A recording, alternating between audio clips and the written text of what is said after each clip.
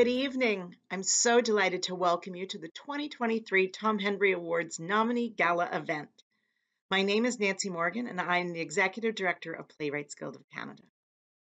I am honored to open the event tonight by acknowledging the territory upon which our office resides, the traditional and unceded lands of the Huron-Wendat, the nations of the Haudenosaunee Confederacy, the Métis, and the Anishinaabe, including the Mississaugas of the Credit First Nation. PGC is grateful for the opportunity to protect and care for the stories of this community. Tonight is a celebration of stories from across the country. The Tom Hendry Awards allow playwrights to share their new work with us, and we applaud that talent and imagination. We hope tonight's event sparks a desire to connect with new work and with Canadian plays and their creators. You are inspiring to us here at PGC.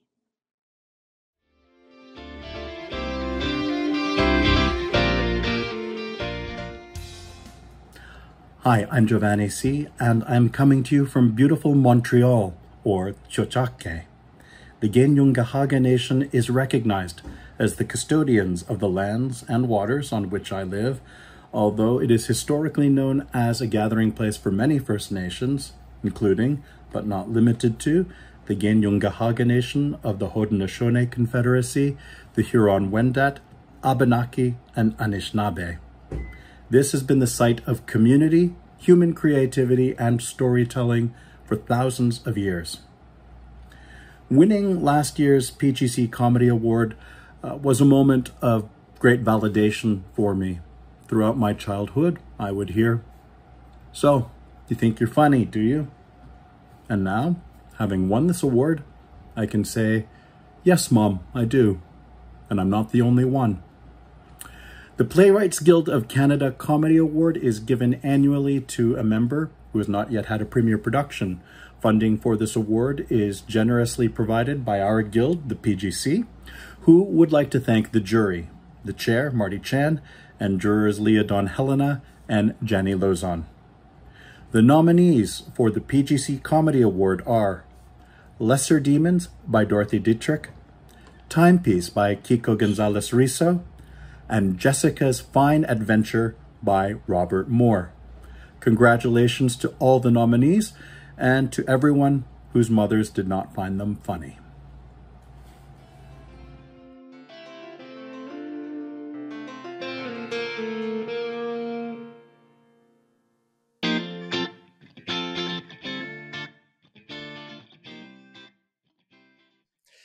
Ani, Corey Indigenous. My name is Corey Payette.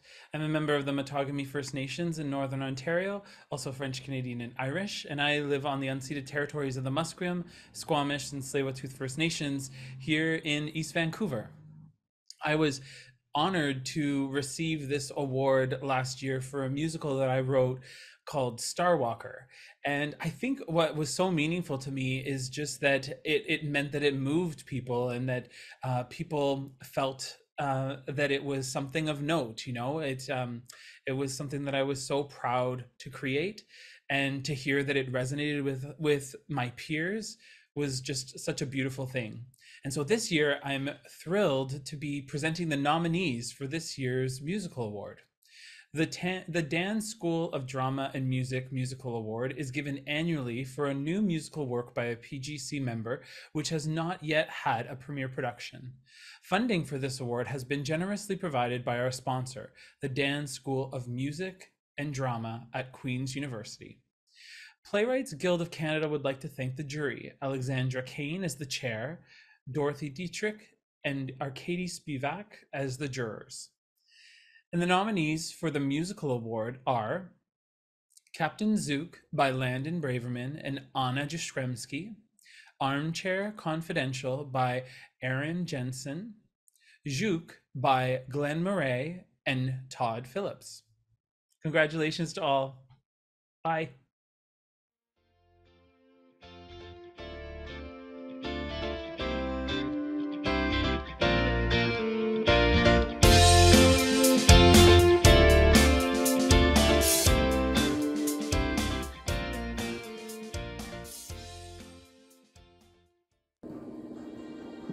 Doors opening. Guests, audience members are invited inside. There are flowers everywhere. Flowers that are clouds. Flowers that give off an aroma of grandeur. Beautiful flower arrangements that make you desperate to take a picture. And the decor, the candles snuck into arrangements. Like, how do they do that? And there's this grand staircase that seems to go on forever. To Narnia this staircase goes. And you're like, whoever built something so grand. And the dramatic Catholic stained glass windows that catch the light oh so perfectly are just divine with this big chandelier that refracts all the beautiful light. And you think this is the perfect place for a wedding. Just the perfect wedding. If it wasn't for the thunder and rain going on outside, this would be the perfect day. Halda and Gustavo are the proud parents, greeting every guest. They are the perfect hosts. They are charming, funny, and considerate. In the periphery, Laura helps people to their seat or directs them to the washroom or bar, frantically but elegantly. When she sees stragglers, she rushes them to get to their seat, urgently but politely. You see, they're late. You may also catch glimpses of Rafael and Evan making polite conversation with guests. Halda and Gustavo talk directly to them. Hola, bienvenida. Por favor, por favor, bienvenido. La bebida está por allá, la comida por aquí. The day is finally here. Today is going to be the happiest day of my life. Our lives. Nuestra vida, sí. After all they've overcome, The kidnapping, the car accident, the coma, they're perfect for each other. sí, love at first sight. El amor triunfa todo. Nuestra única hija. Este va a ser el día perfecto. She's gonna be the most beautiful woman in the neighborhood. No, the city. No, the province. No, the country. No, The world.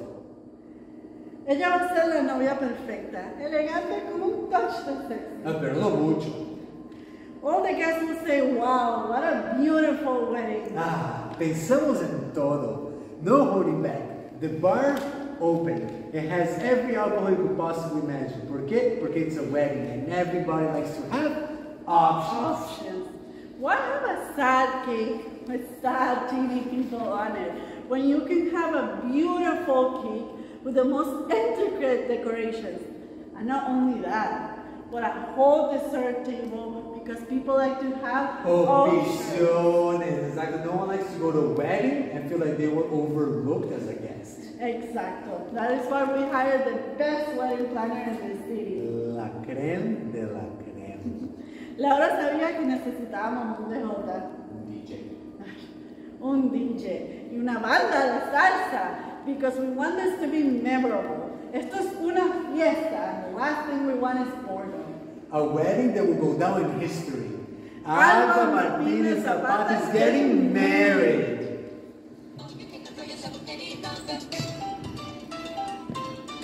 ¡Au!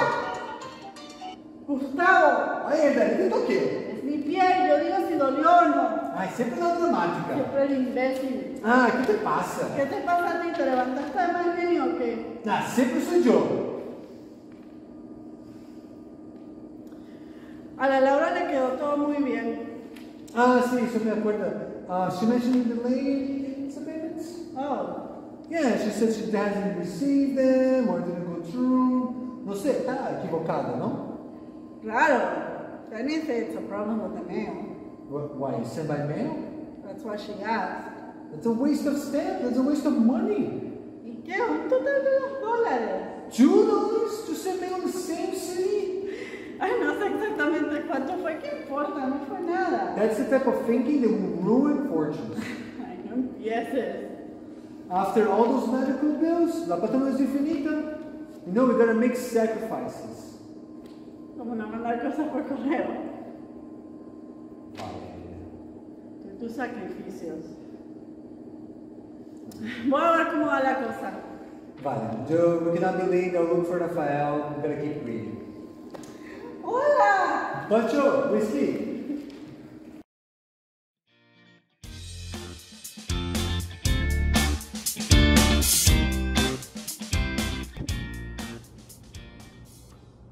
I would like to acknowledge I am joining today from Treaty 1 territory, and most of the play Frozen River takes place on these ancestral lands, the traditional territories of the Anishinaabe, Ininewak, Ithinuak, Denusaline, Anishinaabe, Inuit, Dakota and Nakota peoples, and on the homeland of the Red River Métis Nation. As a white person who has come to this land by choice, I acknowledge that I have privilege based solely on the color of my skin. I appreciate all the custodians of this beautiful land and water, both past and present, where I live, work, and raise my family. I want to acknowledge the harms and mistakes of the past, and that these harms continue into the present day. I do hope to move forward in the spirit of reconciliation and collaboration in my life, in my community, and in my work. I have learned so much from the co-writers on this project, Michaela and Joelle, and just like some of the characters in Frozen River, I acknowledge that I have so much more to learn and so much more to listen to. Thank you. This award acknowledges the work that goes into crafting a story for young people, and being a past recipient means so much to us. It reminded us of the importance of sharing stories like Frozen River, stories of friendship, of compassion, of great hope, and fulfilling promises. Stories for young people are vital and necessary. We must not forget that they are our future leaders and stewards of this land. We owe it to them to be brave, to be bold, and to hold space for big thoughts and ideas. We are so thrilled for this year's nominees. The Dorothy Lees Blakey Theatre for Young Audience Award is given annually to a PGC member who has a new or recently premiered play for a young audience. Funding for this award has been generously provided by the estate of Dorothy Lees Blakey. Playwrights Guild of Canada would like to thank the jury, Emile Scheer as the chair, and Sarah Flynn and Gail Nayoka as the jurors. The nominees for the Dorothy Lees Blakey Theatre for Young Audience Award are For Now by Scott Button, The Weight of Ants by David Payette and Leona Brody, and Luna by Danielle Roy.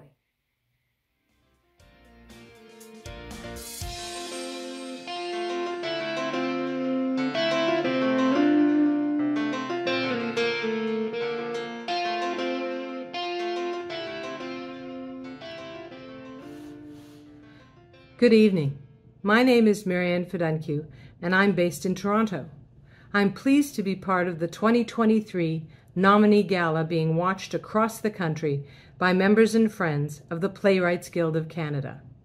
We acknowledge the land that we're meeting on is the traditional territory of many nations, including the Mississaugas of the Credit, the Anishinaabe, the Chippewa, the Haudenosaunee and the Wendat peoples, and is now home to many diverse First Nations, Inuit, and Métis people. We also acknowledge Toronto is covered by Treaty 13 with the Mississaugas of the Credit. I'm the president of the Arts and Letters Club of Toronto Foundation, as well as a PGC playwright. The foundation was established 9 years ago with a mandate to advance education by providing scholarships, bursaries, and awards to Canadian residents for demonstrated excellence in the arts. The foundation has awarded almost $60,000 to emerging visual artists, architects, musicians, writers, musical theater performers, and playwrights. The Robert Beardsley Award for Young Playwrights was established by a generous donation from Bob Beardsley. Bob was born in Cologne, Panama, and came to Canada in 1940. After graduating in engineering from Queen's University, he went on to Teachers College. Bob taught high school mathematics and later served as principal at Eastdale Collegiate Institute in Toronto. He was also a member of the Arts and Letters Club of Toronto, where he encouraged writers and artists. This year's shortlist for the Robert Beardsley Award for Young Playwrights is Desert Lily by Cass Iacovelli, Iphigenia in Dreaming by Cassandra Marcus Davy, and Greek Tragedy by Madeline Rosell. Please join us on Sunday, October 29th for the Tom Hendry Awards Gala. Thank you very much.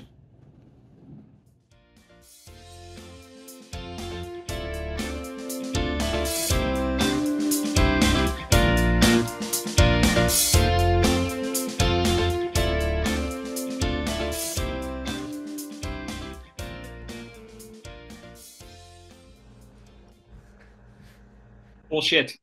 Excuse my language. This is incredibly short-sighted. What's wrong with your current submission? Tikkun Olam, repairing the world through folk dancing? Mending the Jewish communities through song and ritual, yes. What's wrong with it? It's boring. I don't want to write about something that doesn't help us change for the better. I have zero motivation. I just want to change my topic. Your pitch deadline isn't until the end of the month. That is what's already been approved. That is what I said yes to. I'm just so sick of having Ashkenormativity thrust upon me. Aren't you from Ukraine? Not by choice. Look, in your class, you, as a proud, fierce Mizrahi Jew, have complained again and again that there needs to be new voices rising from within the Jewish community. It speaks volumes that when we did those mock surveys around campus, the most common Jews people could think of were Larry David and Fiddler on the Roof. Fiddler isn't a real person. My point exactly. Isn't it progress that people didn't say Soros or Epstein? Your lectures inspired me to move beyond the whitish privileged world that Jews like myself inhabit. The new yellow star. White Jews, Zionism, and eugenics? Whoa, are you serious? It woke me last night. It's been 20 years since my parents and I moved from Ukraine to Israel and finally Canada. But last summer I went back to Israel and it felt different. The new yellow star? You can't be serious. Big picture. The Israeli rabbinical courts want to start using DNA testing to prove one's Judaism. That's not true. And again, hello, new yellow star? You don't see how inflammatory that title is? Every year, thousands of immigrants from the former Soviet Union have to prove their Jewishness. And if they don't have proper birth certificates, they're being strong-armed into taking these tests. It's voluntary. It will open the door to negating the status of people who consider themselves Jews. This was all rejected by their high courts. It's a moot point. Today it is, but what about tomorrow? It's not inconceivable that an immigrant to Israel will have to take a test to prove their religion.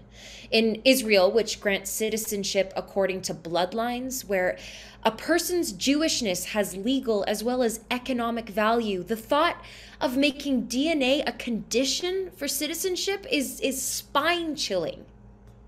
Don't tell me you're considering this.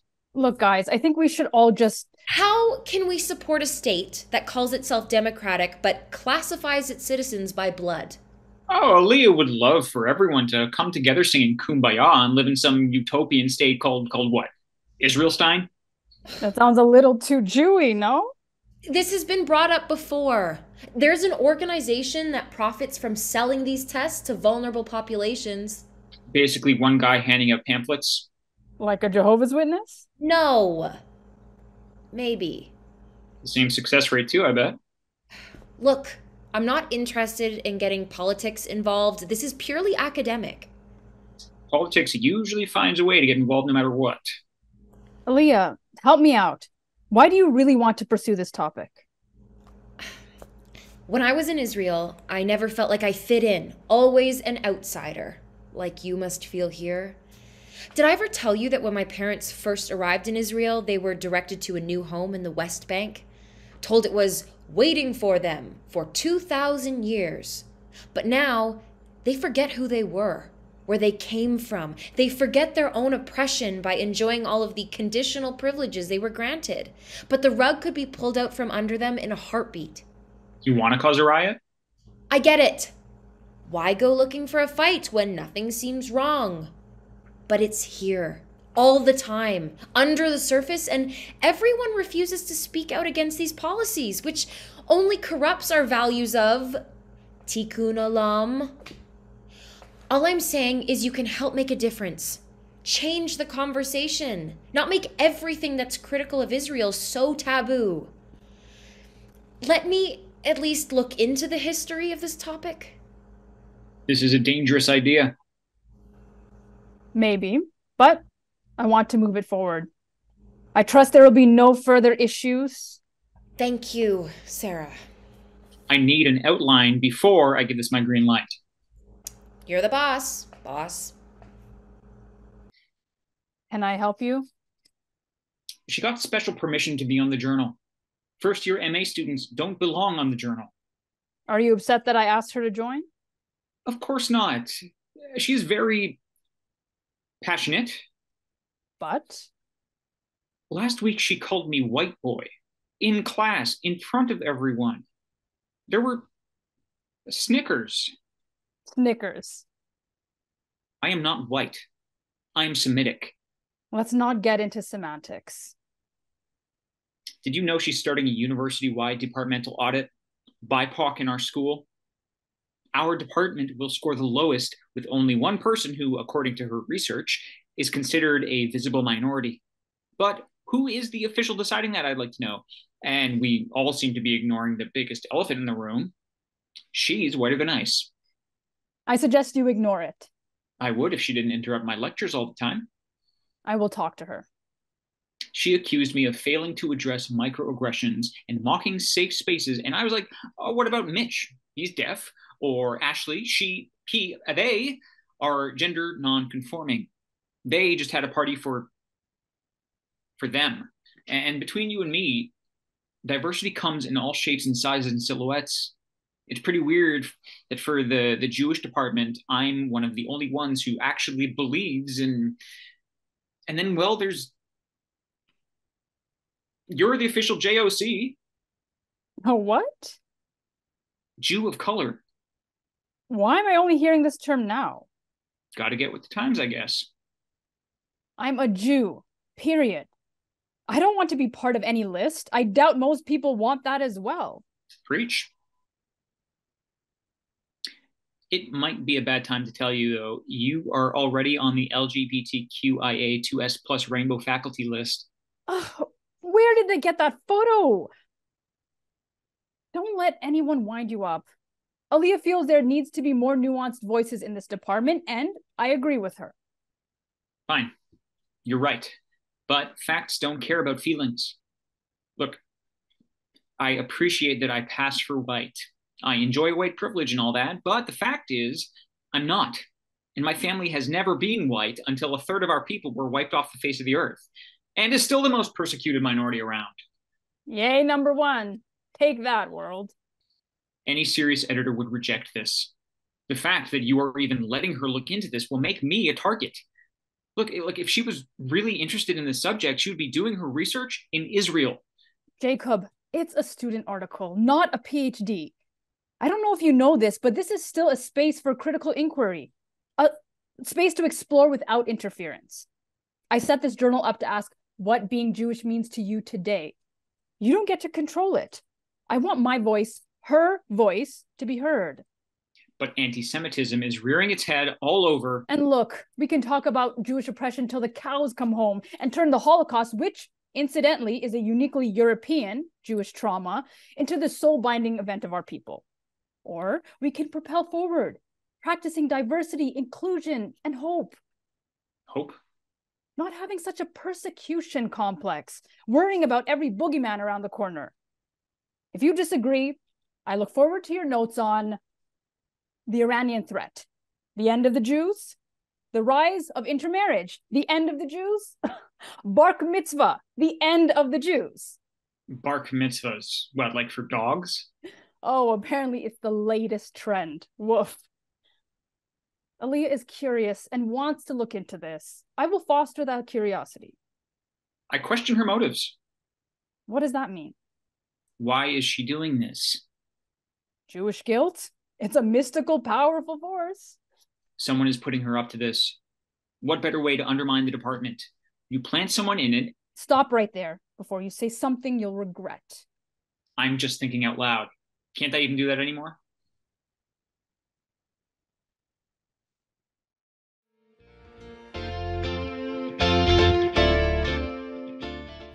Hi, I am Rachel Matumbo, and I am one of the newest members of the Women's Caucus of the Playwrights Guild of Canada. Tonight, it's my pleasure to introduce the Broad Door Award. The Broad Door Award, which is the oldest of PGC's awards, was established in 2006 to recognize a theater professional or team for their support of women playwrights. The nominations are made by members of the Women's Caucus, but the entirety of PGC's membership votes for the winner. I'd like to take a moment to thank our sponsors. Playwrights Canada Press, and Scirocco Drama for their generous and ongoing support of this award. We have 5 candidates for the 2023 award, and to announce this year's nominees, I will pass it to Joanna. Hi, I'm Joanna Falk, a member of the PGC's Women's Caucus and Literary Associate at Soulpepper Theatre in Toronto, and it's my pleasure to announce the 5 nominees for this year's Broad Door Award.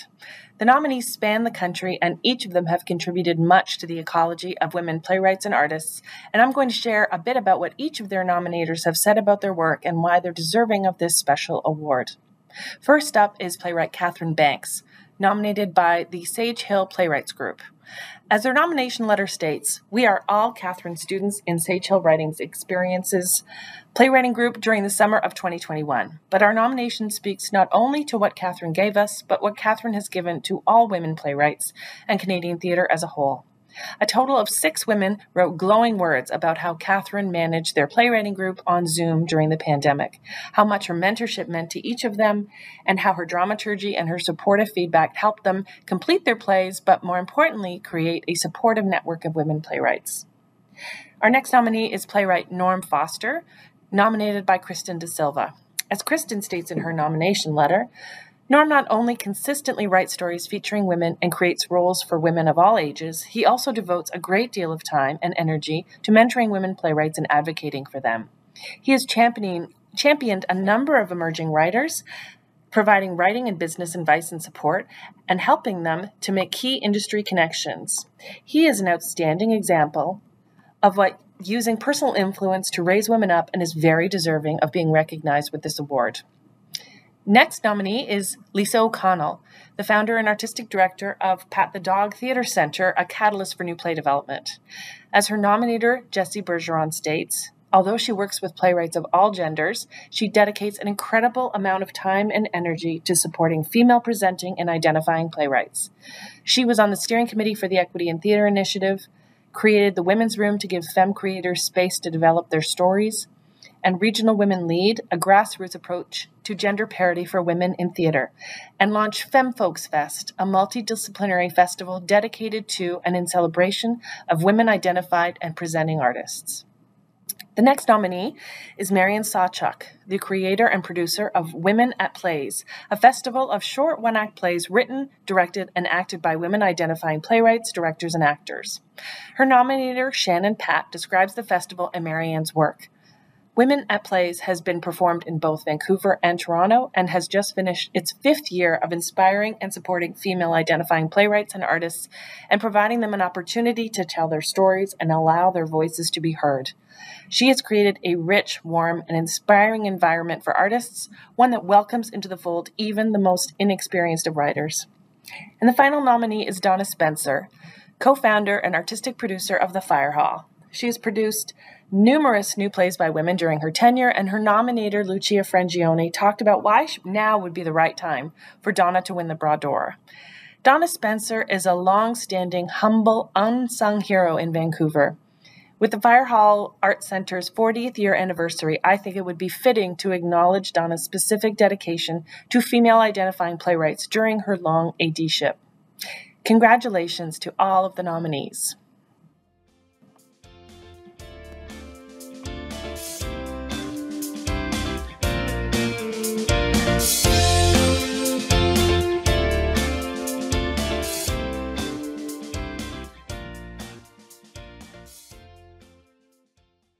The Thin Place, Act 1, Land and Sea. Lights up to a forest scene. This isn't any normal forest. No, this is a Newfoundland forest. A forest somewhere around the bay, trails forged by years of skidoo and trike riding, moose tracks, shit, small trees, pitcher plants, bluebeard lily, cloudberry, coltsfoot. It's a clearing with trees where if someone wanted to pass through, they'd have to contort their body around the branches, much like criminals dodge red laser beams in old heist movies.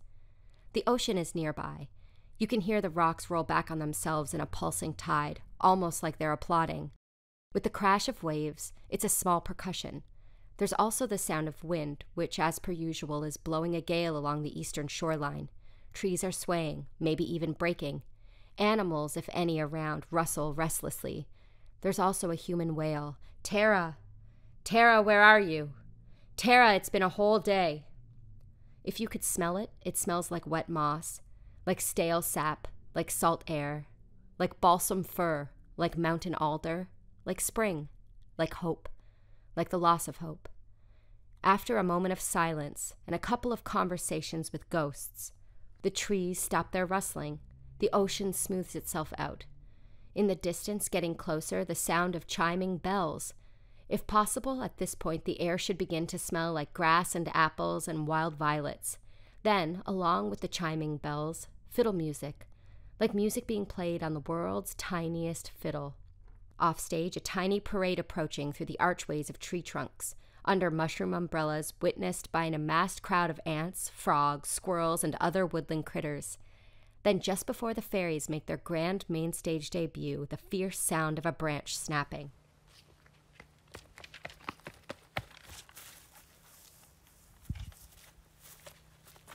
Shh. You didn't see me, okay? If anyone asks, you didn't see Tara Party poking around these woods, all right? What? Why are you looking at me like that? Is that really all that much to ask? I'm running away from home. Okay, I know I'm too old, but yeah, it's a bit childish, but I'm not really running away from home. It's more like, I guess, it's more like home is running away from me. Right? I'm running away from home before home can run away from me. I'm running away from home before home can run away from me. Yes, that's a good way to put it. A reporter from CBC came by yesterday to document what was happening here. It was the day of the vote, and they interviewed everybody right after it.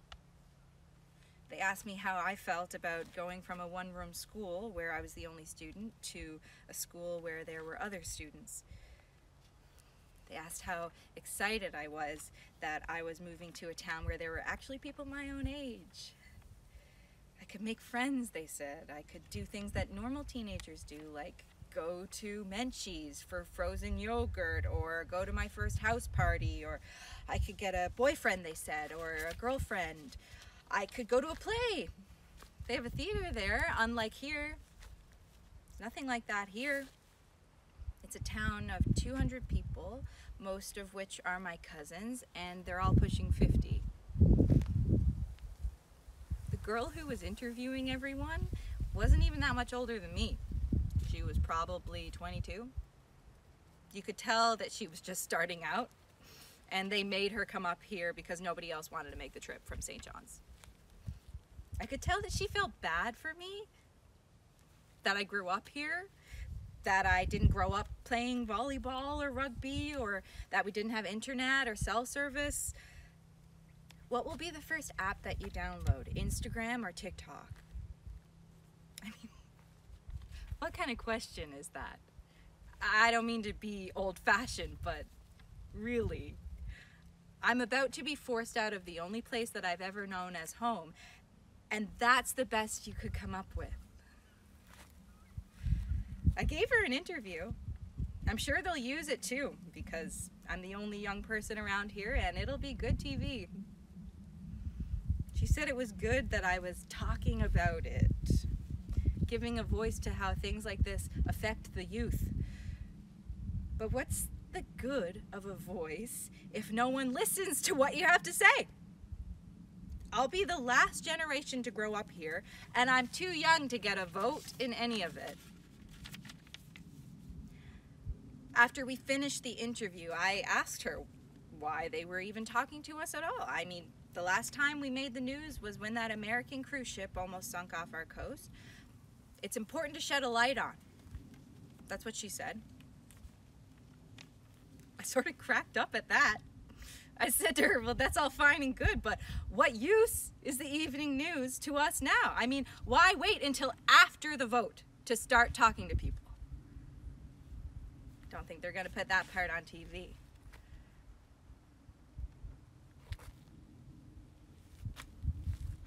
It's important to shed a light on. Isn't that the issue, though? There's been too much of a spotlight already shed on us. We've been dissected, budgeted, annihilated as a cost-cutting measure.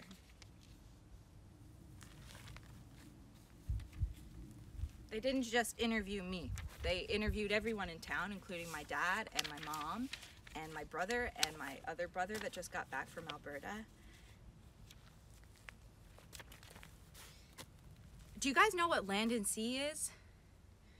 It's this really cool show that documents all these interesting towns and stories from rural Newfoundland. And there's this one famous episode, and I just can't stop thinking about it. It was about resettlement, and it was filmed in the 60s during the first attempt by Joey Smallwood to improve the lives of rural Newfoundlanders. The episode covered a bunch of towns, and it had all this iconic imagery in it. Like, it actually showed the houses floating across the water. I remember the first time I saw it when I was a little girl, and I asked my mom if it was Atlantis, because that's how surreal the houses floating on the ocean looked. It looked fake, like a movie. Anyways, the last town Land and Sea went to was this town called Galtus, and they interviewed the only woman there who voted no. See, you needed pretty much a unanimous vote to activate the government money, a bit more than $200,000 per household. And this woman was the only one in the entire town to vote against moving. Other people they interviewed said they didn't want to leave, but they knew the town was dying. It was an island, off an island. The ferry service was being cut off, the doctor was leaving, the priest was going, and it just wasn't sustainable. They figured it was better to take the money than to stay there for a few more years and be forced out of it anyway. Still, this woman, who was a diabetic and had sugarfoot, said no. And the reporter asked her why. And I swear to God, these words haunt me. She said, "This is our home. What is it about that you people don't understand?"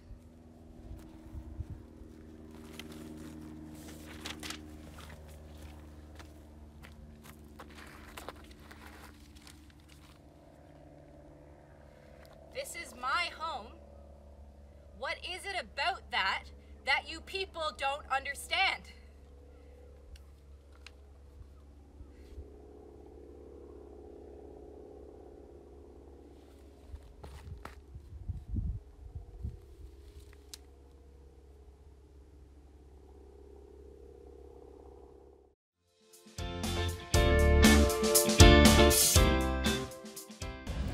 Hello, my name is Lily Falk, and I'm coming to you from the Edinburgh Fringe Festival.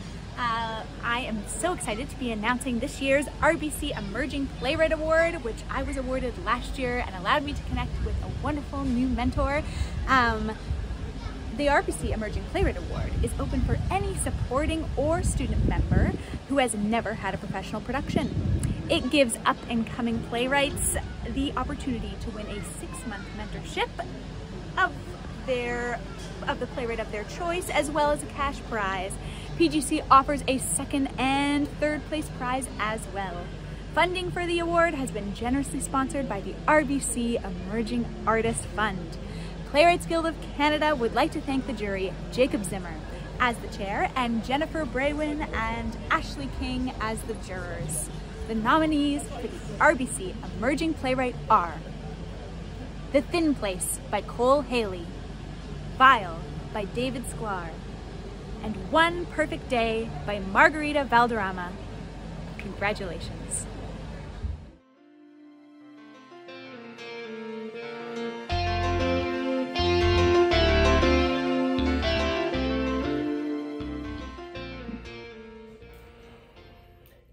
Hola, my name is Santiago Guzman. My pronouns are he and they, and I am joining you today from beautiful Cowhead, Gadamakuk and Labrador, or colonially known as Newfoundland and Labrador, the unceded and ancestral homelands of the Beothuk and the Mi'kmaq for the island of Newfoundland, and the traditional homelands of the Innu of Nitassinan, the Inuit of Nunatsiavut, and the Inuit of Nunatukavut. As an immigrant who comes from another colonized country, as it is Mexico, who has decided to call this beautiful place home, I think it's my due diligence to learn about the first peoples that were here before me, that are currently with me, and the 7 generations to come.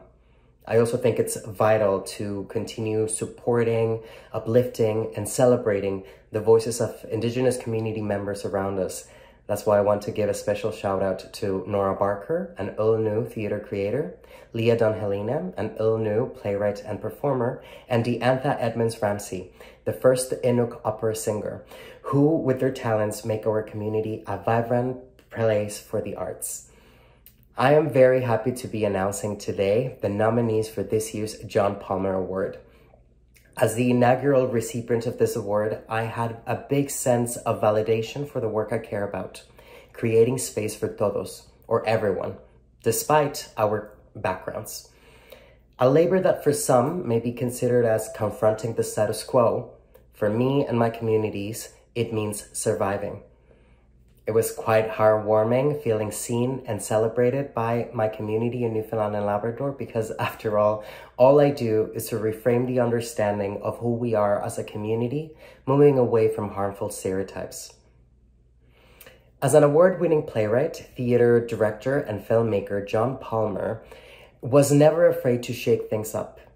As a champion of homegrown Canadian theater, he made a career out of it. As a teacher and mentor, John was drawn toward young artists who rejected conventional ideas, and he inspired them to make art that agitated the mainstream. Funding for this award has been generously supported by the family, friends, and colleagues of John Palmer. Playwrights Guild of Canada would like to thank the jury, Franco Boni as the chair, and Jacoba Kanapen and Raul Varma as the jurors. The nominees for the John Palmer Award are Justin Miller, nominated by Karen Hines. Lily Robinson, nominated by Heidi Taylor. And Sanjita Wiley, nominated by Valerie Singh Turner. Congratulations.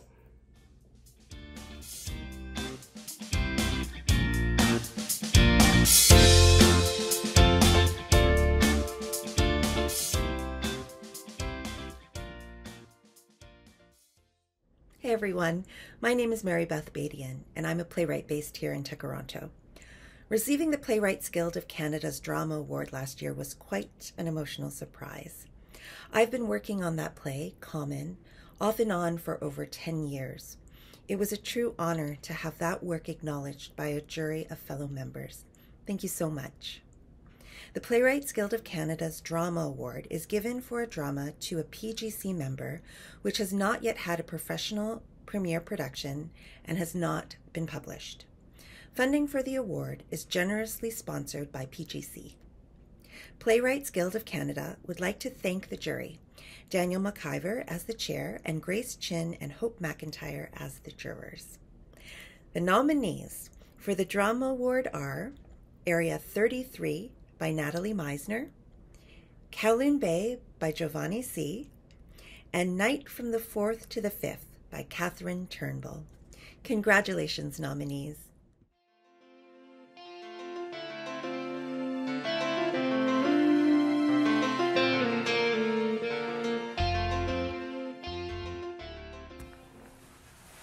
Quay quay everyone. My name is Keith Barker and I am coming to you from Stratford, Ontario, the traditional territories of the Anishinaabe, Haudenosaunee, Wendat, Adirwonderung, and the Métis peoples. This territory is governed by 2 treaties, the Huron Tract Treaty of 1827 and the Dish with One Spoon Wampum Belt Covenant. Winning this award was immensely impactful to me. I still pinch myself when I think about it. It truly is an honor to be a recipient of an award with Carol Bolt's name on it, and I continue to try in my attempts to create meaningful art as she did. And with that, I am here to announce the nominees for the Carol Bolt Award.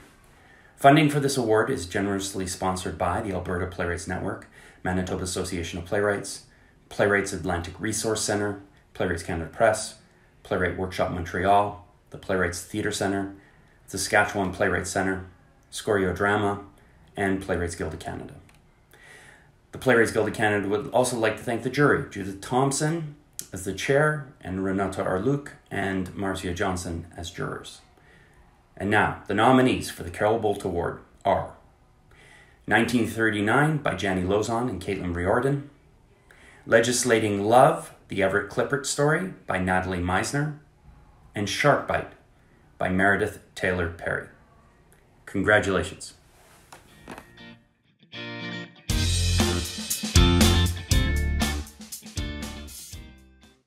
What a wonderful evening, and thank you for joining us tonight, everyone. Congratulations to all of the nominees, and special thanks to our peer assessment panels, our presenters, Mindy Doherty-Griffiths, and the board of PGC. We hope you will join us for the Tom Hendry Awards on October 29th with the incomparable host, Bo Dixon. Good night.